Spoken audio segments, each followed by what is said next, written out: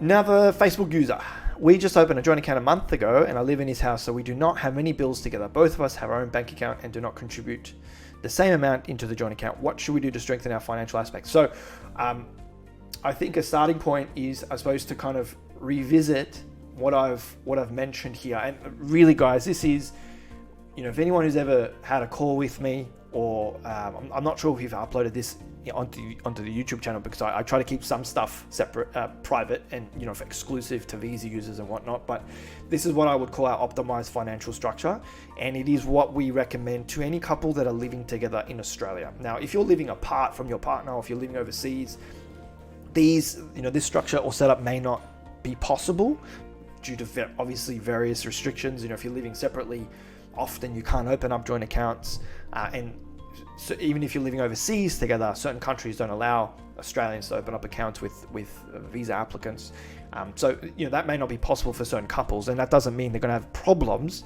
I'm just kind of drawing and outlining what our optimized financial structure looks like. If you want to really strengthen your financial aspect as best you can, and you're here in Australia living with your partner, this is what we recommend doing. Have your joint account, use it for your living expenses, and then show that you're saving for your futures together. That's a very foolproof way to start differentiating your financial aspect from just being boyfriend, girlfriend, boyfriend, boyfriend, girlfriend, girlfriend. You're not just dating, you're living together, you're pooling your money to live together, and you think you're going to live together forever. So that's why you're saving for your lives together, and that's why we recommend those sub-savings accounts. So in terms of what I recommend doing, I recommend doing this, for as long as you can prior to submitting the visa application.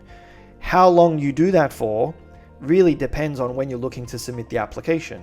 Now, when do we submit a partner visa application is a super common question, and really it's dependent on, deadlines. For example, if you are here in Australia and your visa is expiring, and it makes sense to apply for the partner visa. You're not looking to extend your stay on a student visa or on a visitor visa. You just want to get the partner visa in before your current visa expires. Well, then obviously you need to do this for as long as you can prior to the visa expiry and apply for the partner visa before your visa expires.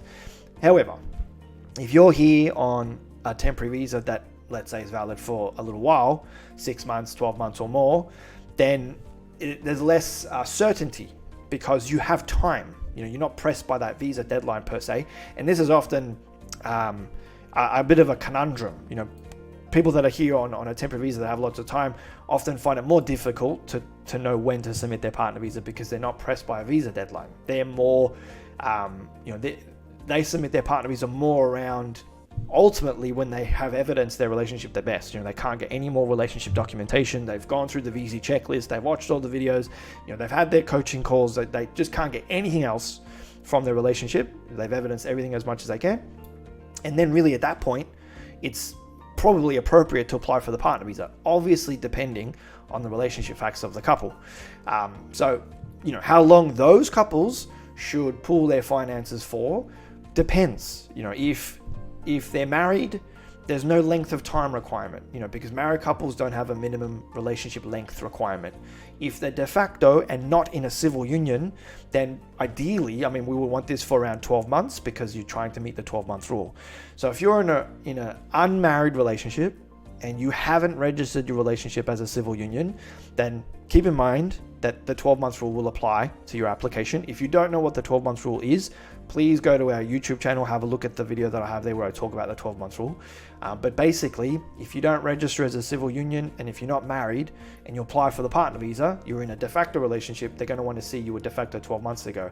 And really, kind of two very core components of proving you're de facto are living together and paying for your living expenses together. If I was to absolutely condense and simplify what it means to be de facto.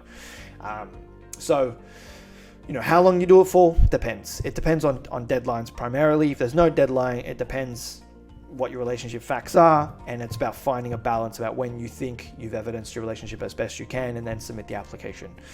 So that would be my answer to that question.